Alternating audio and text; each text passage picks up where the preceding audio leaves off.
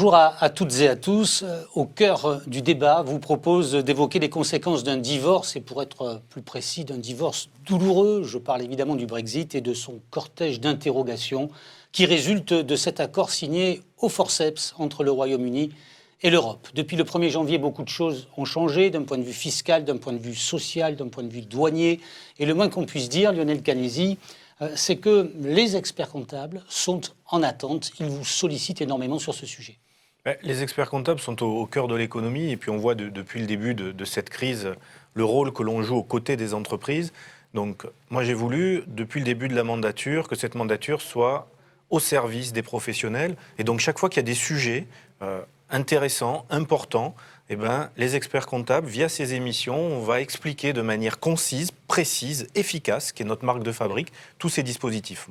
Il faut dire que sur le Brexit, on a une matière qui laisse beaucoup d'expressions à des questionnements et beaucoup aussi d'expressions à des réponses qu'on va essayer d'apporter. Voilà. Et c'est pour ça qu'à chaque fois, on invite les personnages, les personnalités qui sont les plus haut placés, qui sont les mieux à même d'amener des réponses. Donc on a la chance d'avoir M. Magnang, qui est le numéro 2 de la DGFiP sur ce sujet, donc on a convoqué son expertise. Et puis on aura aussi une intervention du ministre Olivier Dussopt. Voilà, je crois que c'est important et ça replace les experts comptables pour ce qu'ils sont, au cœur de l'économie.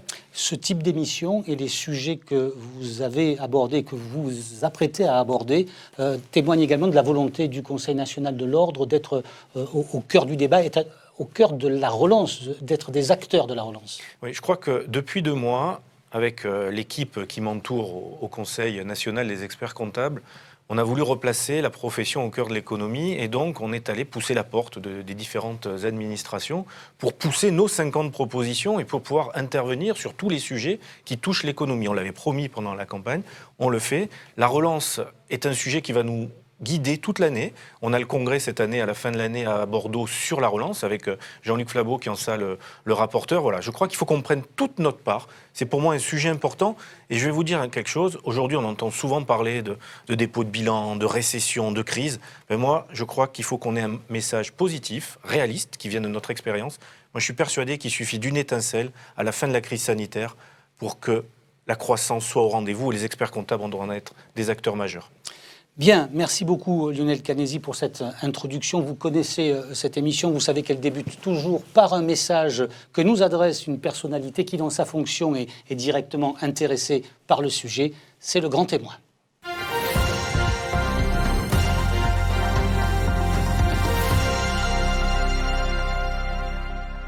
Et aujourd'hui, c'est Olivier Dussopt, ce grand témoin, ministre des Comptes publics. Il a tenu à adresser un message à la profession, aux 21 000 experts comptables. Et je vous propose de l'écouter. Il nous a enregistré ce message il y a quelques heures.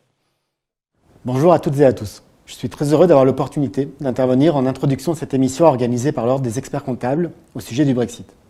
Vous n'êtes pas sans savoir évidemment que depuis le 1er janvier 2021, le Royaume-Uni est un État tiers, en droit et dans les faits. Cela entraîne des conséquences que beaucoup de concitoyens et d'entreprises peinent encore à mesurer. Nous avons beaucoup travaillé avec vous pour communiquer en amont de cette échéance, afin que tout le monde, entreprises, particuliers, puisse se préparer le mieux possible. Maintenant que le 1er janvier est derrière nous, il est primordial de continuer à communiquer sur ce qu'implique le Brexit dans la vie quotidienne des Français et dans la vie des entreprises, tout particulièrement sur les questions fiscales. Tout n'est pas simple, tout n'est pas facilement lisible, pour une raison en particulier. Aucun État membre n'avait jusqu'alors quitté l'Union. Et nous entrons dans des territoires parfois encore un peu flous. C'est là que le rôle de l'Ordre des experts comptables, parmi d'autres, est déterminant. Et je sais pouvoir compter sur votre appui, à la fois pour diffuser les bonnes informations, mais aussi pour aider chacun à s'adapter aux changements que le Brexit entraîne dans notre vie quotidienne. Nous contribuons, chacun à notre niveau, à la diffusion de la bonne information sur le Brexit. La Direction générale des finances publiques accompagne activement les contribuables qui se posent des questions de nature fiscale. Elle actualise très régulièrement ses foires aux questions en matière fiscale, à destination des particuliers comme des professionnels, foires aux questions qui sont en ligne sur le site impôts.gouv.fr. La page qui héberge ces questions-réponses a reçu près de 40 000 vues depuis leur mise en ligne. Ces questions-réponses sont aussi accessibles sur le site intergouvernemental brexit.gouv.fr. Par ailleurs, la DGFiP tient également une boîte à lettres fonctionnelle, brexit.impôts@dgfip.finance.gouv.fr. Son activité s'est intensifiée ces dernières semaines, et tout particulièrement depuis le début de l'année 2021. Ce sont 257 questions, provenant de particuliers comme de professionnels, qui ont été reçus et traités pour le seul mois de janvier 2021, alors qu'il y en avait eu 309 pour toute l'année 2020. Je vous invite à vous saisir sans aucune hésitation de ces différents outils et à les partager avec vos contacts. Les questions qui nous remontent font ressortir les grandes préoccupations suivantes. Pour les particuliers, c'est la question de la résidence fiscale, en rapport notamment avec la question du télétravail dans un état différent de celui de l'entreprise qui emploie le salarié. C'est aussi la fiscalisation des PEA, la nécessité d'une représentation fiscale pour ce qui concerne les plus-values immobilières et l'assujettissement aux prélèvements sociaux des revenus du patrimoine. Pour les entreprises, beaucoup s'interrogent sur les questions de TVA, la territorialité, les procédures de déclaration et de remboursement. Et dans une moindre mesure, d'autres entreprises s'interrogent sur des questions d'imposition des dividendes et de crédit impôt recherche. Il faut aussi noter la fréquence des demandes qui portent sur les sujets du commerce en ligne. Les dispositifs fiscaux qui étaient réservés aux seuls États membres ne sont désormais plus applicables au Royaume-Uni, ressortissants britanniques et aux entreprises britanniques, ou alors de façon seulement transitoire. Là aussi, il peut y avoir des effets indirects sur les contribuables français. Pour autant, les conventions fiscales bilatérales franco-britanniques continuent à s'appliquer, ce qui permet notamment d'éviter la double imposition sur l'impôt sur le revenu, l'impôt sur les gains du capital ou encore l'impôt sur les successions. Toutes ces questions vont être abordées en détail dans le cadre de cette émission. Et je souhaite pour la suite que ce dialogue puisse se poursuivre entre les professionnels et l'administration. Je sais pouvoir compter sur votre soutien à tous. Je vous assure aussi de la disponibilité de l'administration fiscale pour vous accompagner. Je vous remercie et je vous souhaite une bonne séance de travail. Voilà, Olivier Dussopt, le ministre des Comptes publics, qui tenait à s'adresser aux 21 000 experts comptables de France. Jean-Luc Flabeau nous a rejoint. Bonjour Jean-Luc. Et vous allez nous proposer dans quelques secondes le chiffre du jour.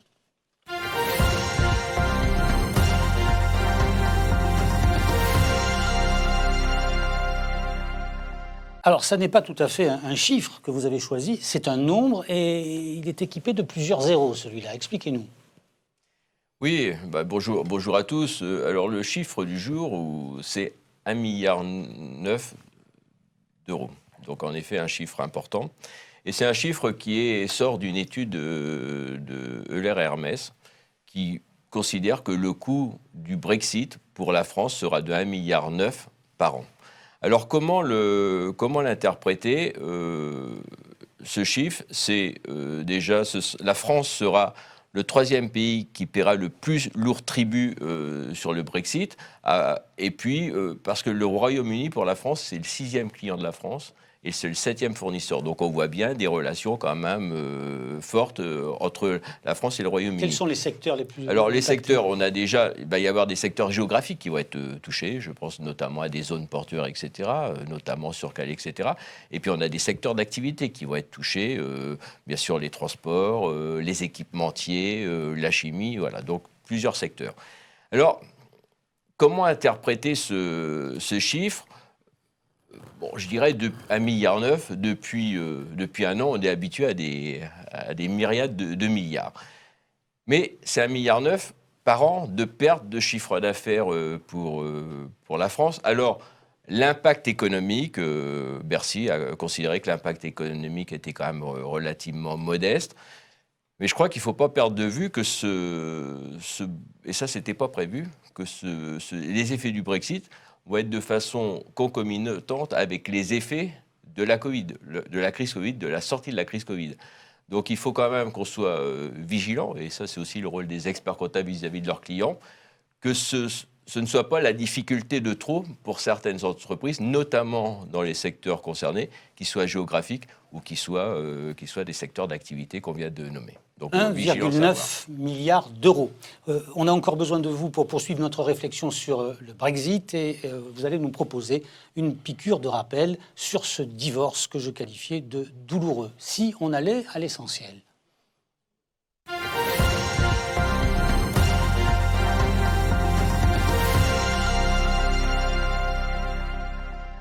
Toujours le même principe, Jean-Luc. Quelques questions rapides et quelques réponses qui le seront tout autant. L'objectif étant de décrire l'essentiel de ce qu'il faut retenir de ce divorce donc entre le Royaume-Uni et l'Europe. Première question, est-ce qu'on peut dire que le Brexit consacre le retour aux formalités douanières ? Ce qu'il faut bien comprendre depuis le 1er janvier, c'est que le Royaume-Uni est sorti de l'Union européenne. Et donc, il y a deux types de marchés distincts. il y a deux zones distinctes, des zones juridiques, des zones géographiques avec l'Union européenne d'un côté et puis le Royaume-Uni de l'autre, des zones réglementaires distinctes. Et donc, puisqu'il y a des zones distinctes, il y a des frontières. Il y a de nouveau une frontière entre le Royaume-Uni et puis l'ensemble des autres pays de l'Union européenne. Et qui dit frontière, dit retour du douanier. Et donc, pour faire très clair, on avait un système, dans cette Union européenne, on a toujours un système de DEB, que les confrères et les consorts connaissent bien depuis des années. Eh bien, pour tous les échanges aujourd'hui avec le Royaume-Uni, ce ne seront plus ces déclarations d'échange de biens, ce seront de nouveau des formalités douanières qui sont mises en place depuis le 1er janvier 2021. Donc ce sont des formalités plus lourdes, plus complexes, obligatoires, systématiques, parce qu'à chaque fois qu'il y a des échanges de biens, il y a ces formalités douanières. Par contre, pas plus coûteuses, parce qu'il y a quand même un texte très important qui a été fait le 24 décembre dernier, l'accord sur le commerce, qui justement donne beaucoup de mesures sur la sortie du Brexit, et notamment pérennise le principe de non-application des taxes douanières. Donc ça veut dire, pour faire simple sur votre question, sur les douanes, on applique bien les formalités douanières, mais par contre, on ne paye pas les droits de douane. Bien. Le Brexit, est-ce qu'il acte aussi la fin de la libre circulation des capitaux? Oui, et c'est la fin de la libre circulation des capitaux, mais la fin de la libre circulation des biens, des services, des personnes, ça arrête aussi bien évidemment la fin de la liberté d'établissement. En fait, c'est beaucoup de choses, et c'est... Depuis le 1er janvier 2021, on est dans un nouveau paradigme. On est dans un nouveau paradigme avec tous ces changements.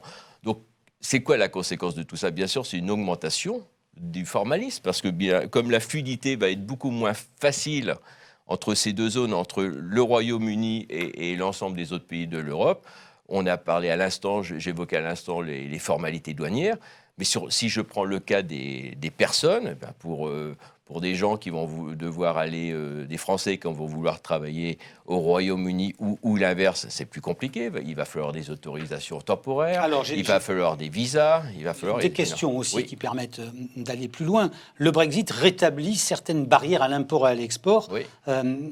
Il va falloir, par exemple, prouver sa qualification professionnelle pour qu'elle puisse franchir la Manche. Oui. Parce qu'on a notamment sur les qualifications professionnelles, on avait jusqu'alors des accords faits pour le marché unique. Et donc, puisque le Royaume-Uni n'est plus dans cette Europe, il y a tout le problème des qualifications professionnelles, etc. Ce qui va être plus complexe pour les ressortissants, qui soient... je veux dire, un Parisien qui va vouloir aller travailler à Londres ou habiter ou vivre à Londres, ça va être un peu plus compliqué. Et pareil pour un Londonien qui va vouloir habiter ou travailler à Paris. S'il est un secteur qui va être impacté au premier chef par le Brexit, c'est bien celui de l'agriculture. Alors l'agriculture, ça a été un sujet très, très complexe sur toute la discussion du Brexit, qui dure déjà depuis 3 ans. Et on remet des protocoles sanitaires, on remet des protocoles phytosanitaires en plus. On va avoir de nouvelles contraintes sur ce sujet-là, donc c'est un sujet extrêmement important. Et puis, pour le caractériser, on peut prendre le sujet qu'on a vu dans la presse, le sujet des pêcheurs. Les pêcheurs ont été extrêmement inquiets parce que qu'est-ce qui s'est passé pour la pêche? Eh bien, on sait bien que les eaux internationales, le poisson peut se raréfier. Donc, les Anglais ont voulu garder leurs eaux territoriales. Les Français et les autres Européens n'étaient pas d'accord. Et là, c'est pareil, on a quand même trouvé la solution par cet accord commercial du 24 décembre. C'est-à-dire, qu'est-ce qu'il vous dit l'accord commercial du 24 décembre sur ce point-là? C'est 1200 pages, l'accord commercial, donc c'est pas rien. Mais sur ce point-là, il donne une possibilité de quota, une possibilité que les autres pêcheurs puissent encore pêcher dans les eaux territoriale de Grande-Bretagne. Mais par contre, avec des quotas qui vont être définis, etc., mais avec une clause de revoyure en 2026. Mais cet accord de commerce qui, encore une fois, est extrêmement important parce que le suspense a duré quand même quasiment jusqu'au bout, jusqu'au 24 décembre. S'il n'y avait pas cet accord, on était dans un hard Brexit. Donc ça aurait été beaucoup plus difficile. Mais cet accord, par contre, il résout beaucoup de choses aujourd'hui.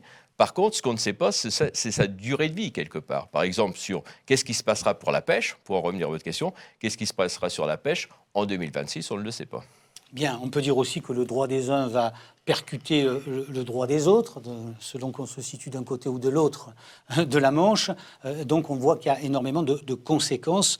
Donc quelques mots-clés vont s'afficher ou se sont déjà affichés et qui montrent tous les domaines qui sont impactés. Il y en a évidemment bien d'autres. On est allé à l'essentiel, on aurait pu être plus exhaustif. Merci beaucoup.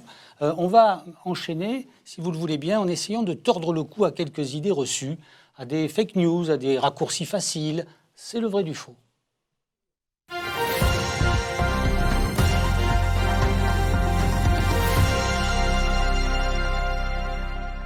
Et nous sommes particulièrement heureux de recevoir le directeur général adjoint de la DGFiP. Merci mille fois, Antoine Magnan, d'avoir accepté l'invitation du Conseil national de l'Ordre des experts comptables. Le principe est simple. Je vais vous livrer une affirmation qui s'est installée dans l'opinion, qui est peut-être même au sein de la profession des experts comptables. Et vous allez me dire si c'est vrai ou si c'est faux, évidemment argumenté. Bonjour, très volontiers. Je vous écoute. Alors, on y va.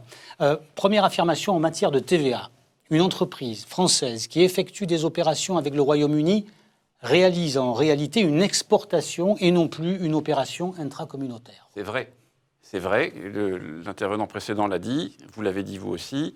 Nous avons divorcé avec la Grande-Bretagne et maintenant, il ne fait plus partie de l'Union européenne. C'est comme si c'est un pays étranger et donc on fait des exportations. Il n'y a plus de possibilité de considérer que c'est un pays membre de l'Union européenne. Ils l'ont voulu, c'est le résultat.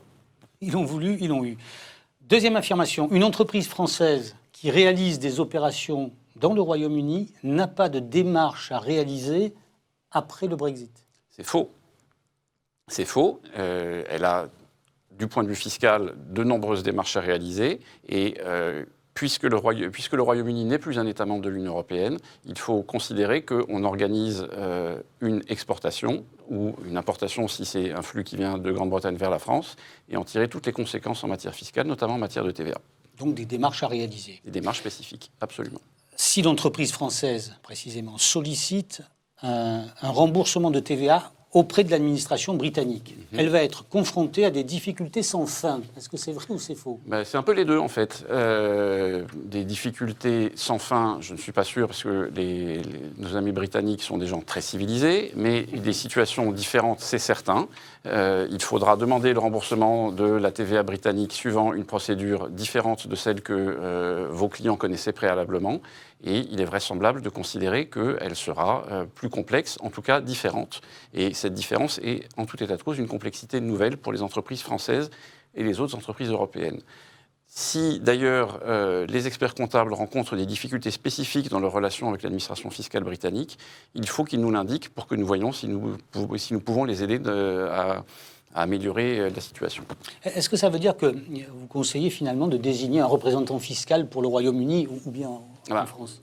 Un représentant fiscal, c'est pas quelque chose qu'on choisit ou qu'on décide lorsqu'on en a envie. Il y a un certain nombre de cas dans lesquels c'est une situation qui est obligatoire.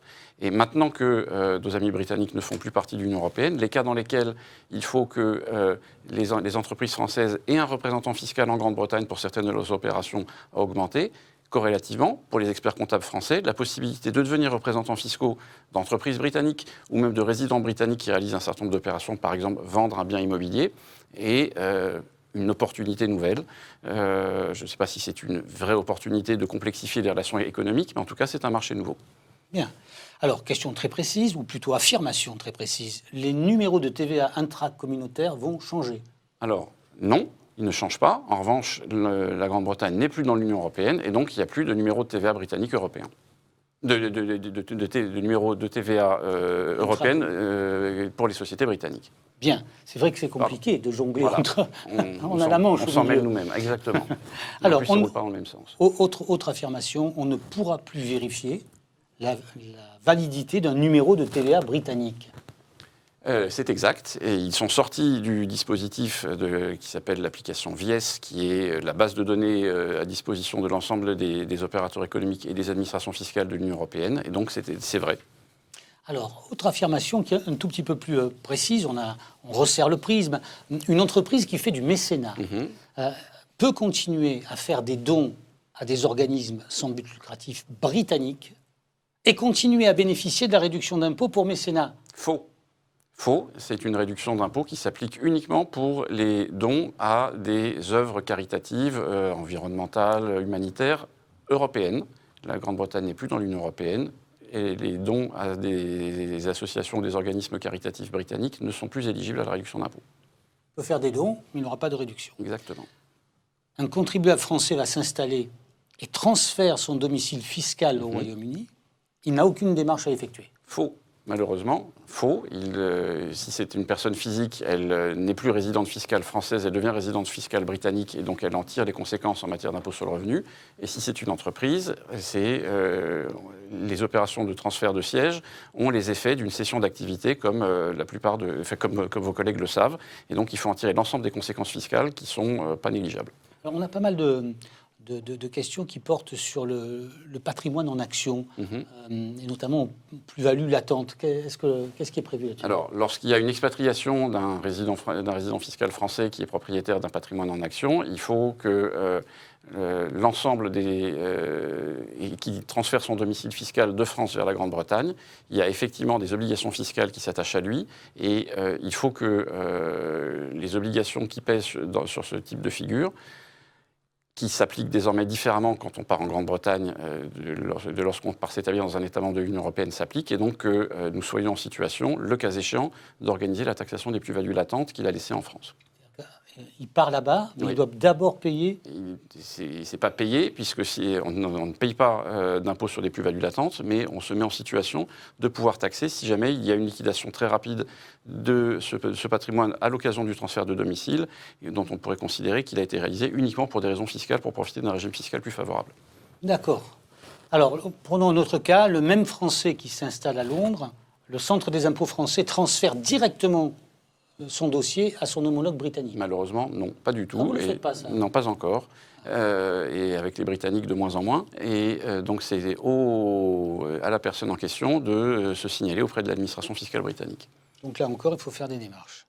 Un résident britannique cède un immeuble qui est situé en France.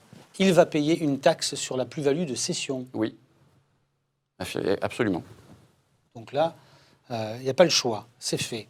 Bien, voilà quelques affirmations auxquelles vous avez répondu avec précision et concision. On a encore besoin de vous parce que les experts comptables se posent beaucoup de questions puisqu'ils sont en contact avec les chefs d'entreprise, avec leurs clients, et donc ils nous les ont répercutés. Et c'est la séquence qui suit, questions d'experts.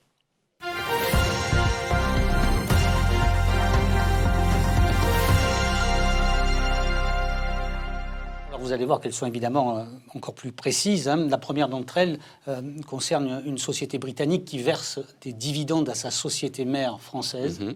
Ces dividendes pourront-ils toujours bénéficier du régime mère et filiale et donc être exonérés ?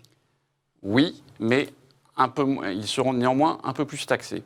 Ils bénéficieront toujours du régime dit mère-fille. En revanche, vous savez qu'il s'applique une quote-part de frais et charges sur le flux de dividendes, qui est, lorsque le flux de dividendes se fait entre deux sociétés françaises ou une société européenne et une société française, cette quote-part de frais et charges est de 1%. Maintenant, la société britannique n'est plus une société européenne. Le taux de la quote-part de frais et charges passe à 5%. Donc une augmentation. Deuxième question qui nous est parvenue, on en a eu beaucoup, on en a sélectionné évidemment. Les dividendes versés par une entreprise française à une entreprise britannique après le Brexit, ces dividendes seront-ils soumis à une retenue à la source ? Oui, absolument. C'est rapide, hein ? C'est clair. On peut être un peu plus précis. On applique pour ce flux de dividendes-là les stipulations de la convention fiscale, franco-britannique, qui, comme Olivier Dussopt l'a rappelé tout à l'heure, continue à s'appliquer. Et elle fixe le cadre qui s'applique dans ces cas-là. Et en fonction du pourcentage de détention de la société britannique dans la société française, le montant de la taxation est différencié. Autre question, je fais partie d'un groupe qui possède une société britannique. Quels sont les impacts sur l'intégration fiscale et sur mes comptes?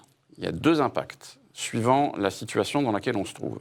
Soit votre groupe a une société mère qui est britannique. Dans ce cas-là, depuis le 1er janvier, le groupe n'existe plus, puisque la société mère n'est désormais plus une société communautaire, et donc le groupe fiscal a disparu.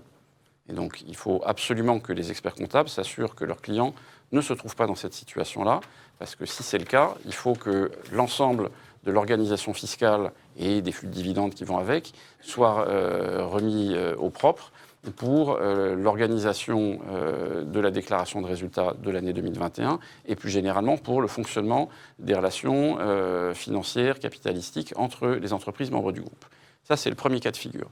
Le deuxième cas de figure, la mère, mettons, est française et il y a dans le groupe une filiale britannique. Elle est sortie du groupe et le reste du groupe continue de vivre sa vie sans elle. On poursuit. Une entreprise française peut-elle continuer à utiliser le mini-guichet TVA français après le Brexit? Le mini-guichet TVA français, oui. Le mini-guichet TVA britannique, non. C'est clair aussi. Ce sont des situations qui vous remontent aussi, ça? Bien sûr. Bien sûr, le mini-guichet fiscal britannique était le plus important en nombre d'entreprises européennes qui y avaient adhéré. Et c'est un sujet pour l'ensemble des sociétés communautaires qui en faisaient partie. Et elles doivent veiller à se réinscrire pour leurs opérations, notamment de vente de biens sur Internet ou de vente de prestations en ligne, auprès d'un autre guichet, d'un État qui reste membre de l'Union européenne. Alors, on a pas mal de questions qui concernent le crédit d'impôt recherche. On en a sélectionné une entreprise française qui fait appel à un laboratoire britannique. Peut-elle revendiquer le crédit d'impôt recherche? Elle ne peut plus. Là encore, c'est le même régime. Elle pouvait jusqu'à la fin de l'année 2020, mais une entreprise qui faisait des dépenses de recherche auprès d'un laboratoire dans l'université d'Oxford, par exemple, ne peut plus bénéficier du crédit d'impôt recherche au titre de ses opérations faites auprès d'un laboratoire britannique désormais. Pas mal de questions aussi qui concernent les PEA.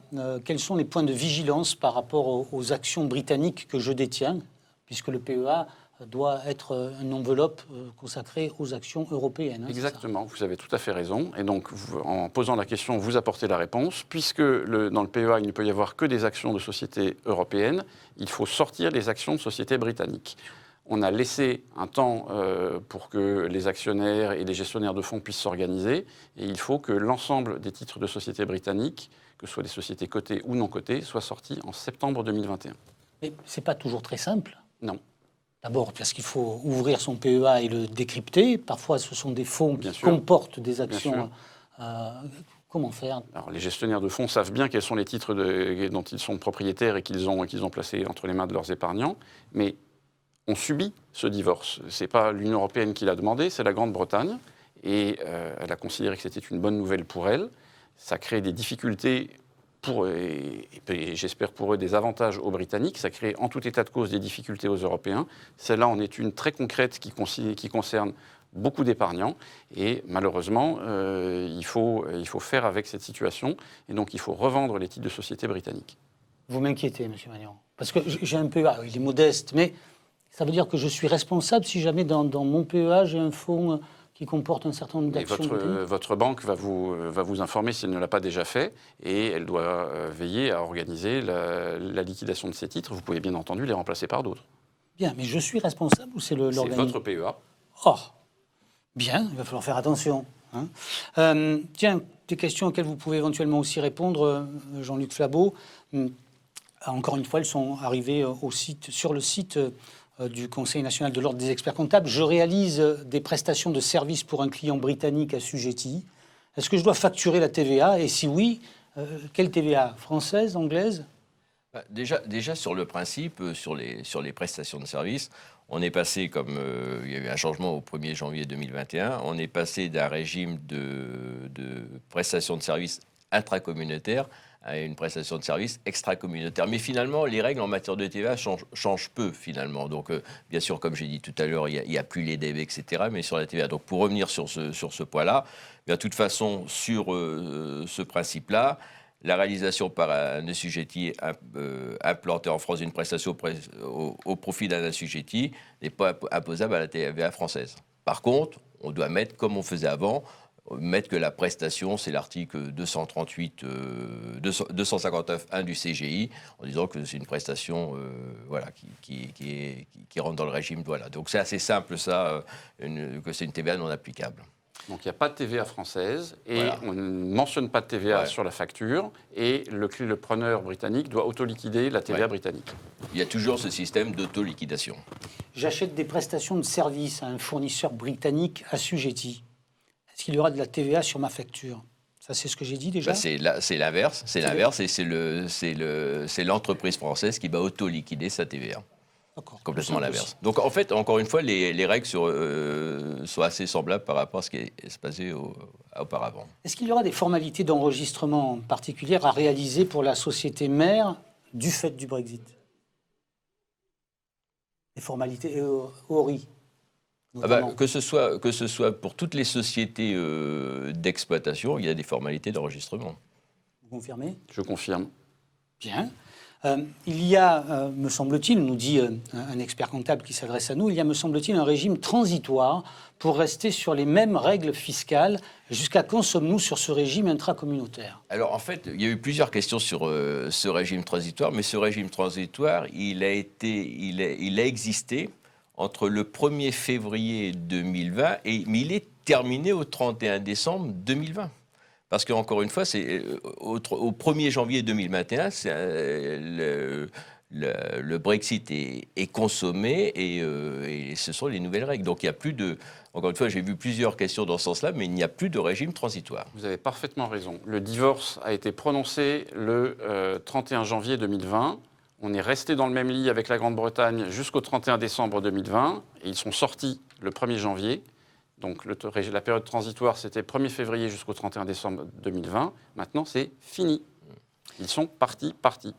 Bien. Est-ce que, Monsieur Magnan, est-ce que la Direction générale des finances va faire preuve de clémence, de compréhension, d'indulgence dans cette période un peu compliquée? Si on est là et qu'on essaie de répondre à toutes ces questions qui sont très précises, c'est qu'on a tous des doutes. Alors, est-ce que vous allez être clément? Alors, on va accompagner les entreprises autant qu'on pourra. On compte beaucoup sur les experts comptables pour apporter de l'aide, du conseil et des mises en garde à leurs clients sur ces sujets qui sont très compliqués, on vient de le voir, qui touchent la vie de beaucoup d'entreprises françaises, de beaucoup de personnes françaises qui ont des relations économiques, patrimoniales, personnelles avec la Grande-Bretagne très nombreuses. C'est vrai que c'est très compliqué. On ne peut pas dire qu'on n'en a pas parlé depuis les dernières années. Rappelez-vous les débats internes en Grande-Bretagne, Theresa May, Boris Johnson. C'est un sujet qui n'a pris personne par surprise. Par ailleurs, la situation de droit, elle est claire. Ils ne sont plus membres de l'Union européenne depuis le 1er janvier. Accompagner les entreprises, les aider à prendre l'ensemble des dispositions qu'elles doivent prendre, c'est fondamental. C'est fondamental pour qu'elles soient en règle avec leurs obligations fiscales. C'est fondamental pour qu'elles tirent l'ensemble des conséquences du Brexit, qui peuvent être des conséquences économiques, même parfois positives pour certaines d'entre elles.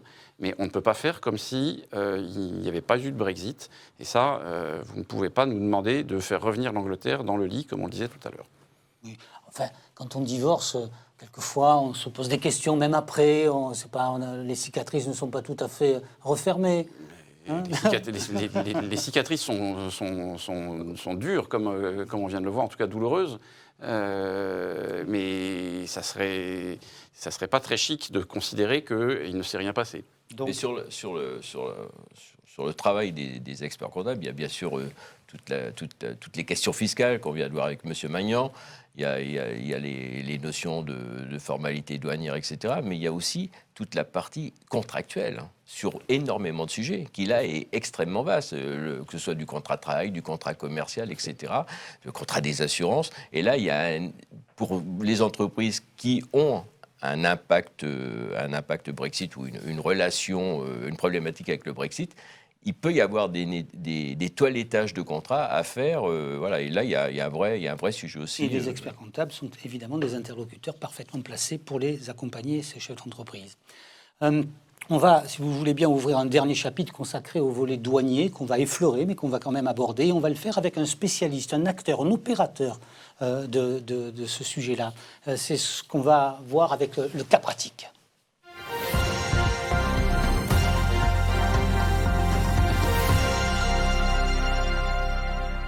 Alors, comme un bonheur n'arrive jamais seul, on a la chance d'avoir parmi nous Christophe Deruder, que je salue. Merci mille fois d'être avec nous aussi. Merci. Vous êtes commissionnaire en douane du Havre. Alors, vous allez d'abord nous expliquer en quoi consiste votre activité.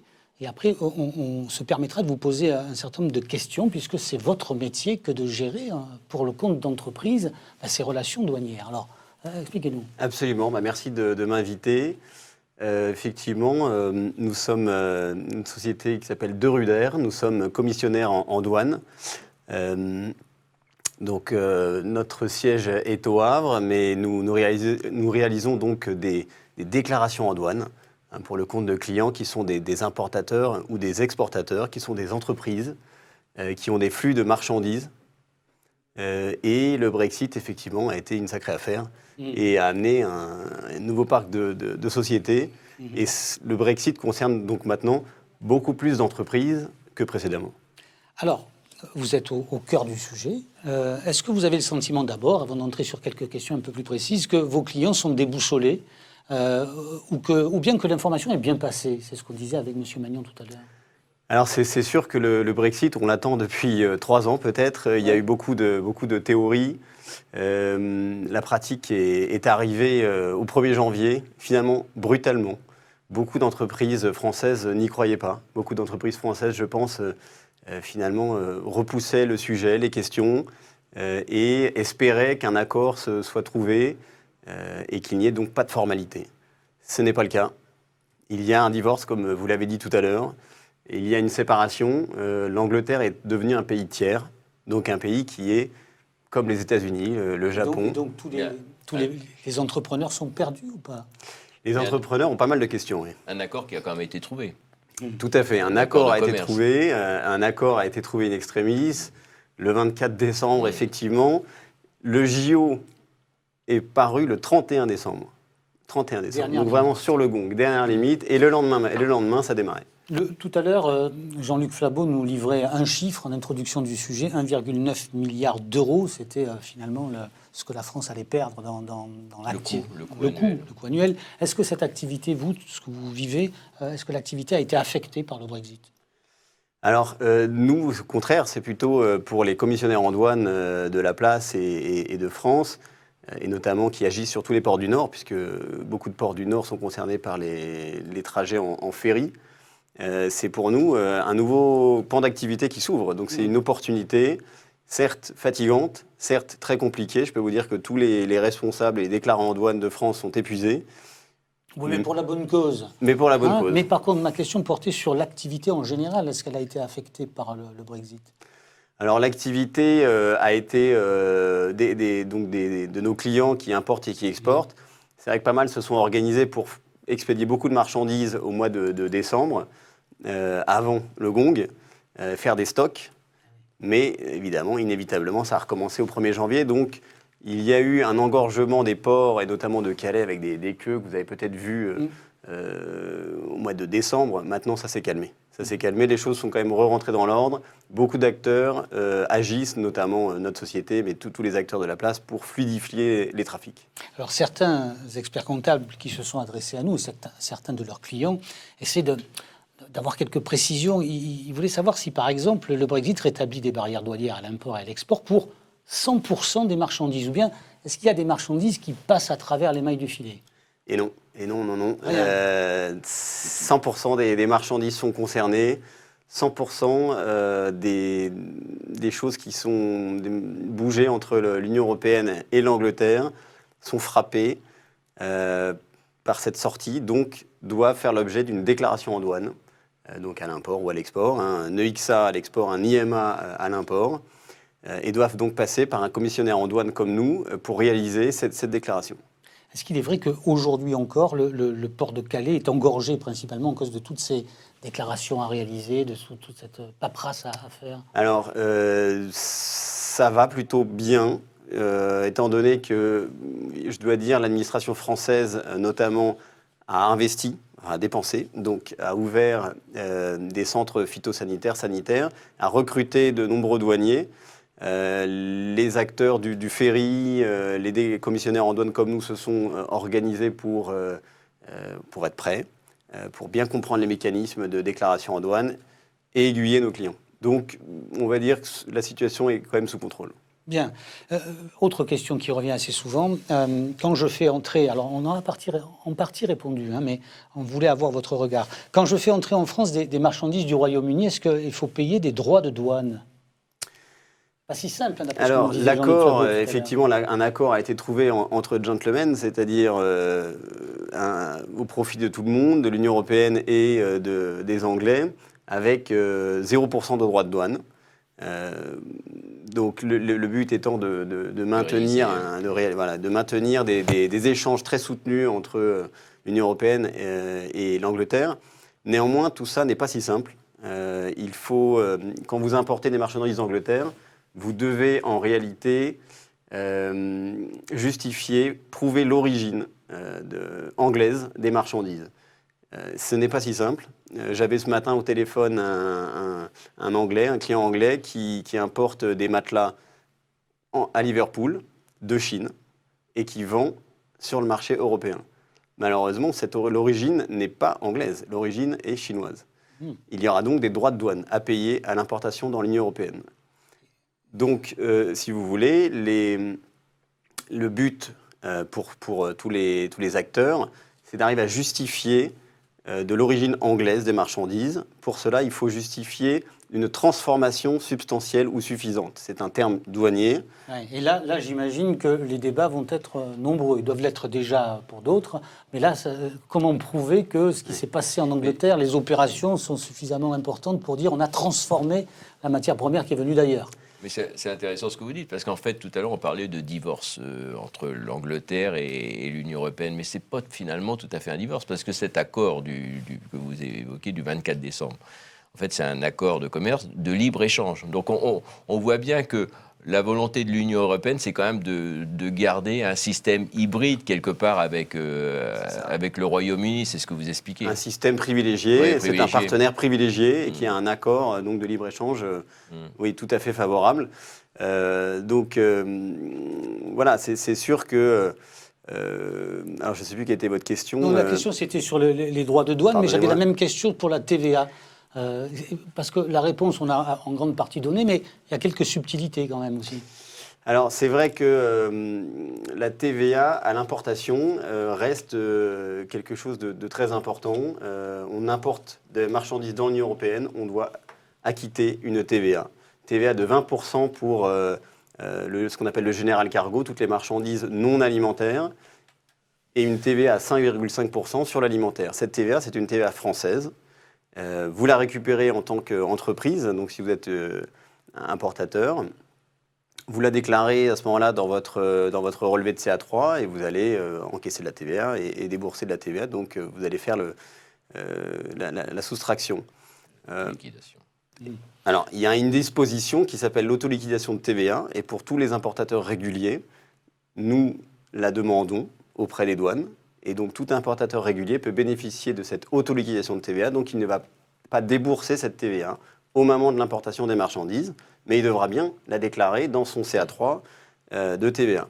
Donc, c'est une TVA qui existe et qui, on le sait, mon prédécesseur ici, il y a quelques minutes, est bien placé pour savoir l'importance dans le budget français de cette TVA. Donc, elle doit rentrer. Christophe de Ruder, 1000 fois merci d'avoir témoigné. Juste une dernière question, une dernière remarque. On en a parlé juste avant, mais si je vous qualifie de gagnant du Brexit, les commissionnaires, je suis dans le vrai quand même. Vous êtes tout à fait dans le vrai, on va dire. Non, honnêtement, pour nous, ça représente du travail supplémentaire. Ça représente donc des déclarations en douane. C'est vrai que ça a beaucoup fatigué toutes les équipes de déclarants en douane. Chez nous, nous en avons 10. Donc voilà, je suis très bien placé pour savoir les efforts qui ont été faits au mois de janvier, au mois de, si vous voulez, de février, notamment pour l'import de marchandises alimentaires, qui est quelque chose de encore plus compliqué. Bien, encore merci d'avoir participé à cette émission. Merci à Jean-Luc vous. Flabeau, merci beaucoup aussi de votre contribution. On se retrouvera certainement pour évoquer d'autres volets du Brexit, d'autres sujets aussi au cœur du débat, puisque vous l'avez compris, c'était la vocation du Conseil national de l'Ordre des experts comptables de se positionner très clairement au cœur des débats qui font l'économie. Bonne fin de journée à tous et à très vite au cœur du débat.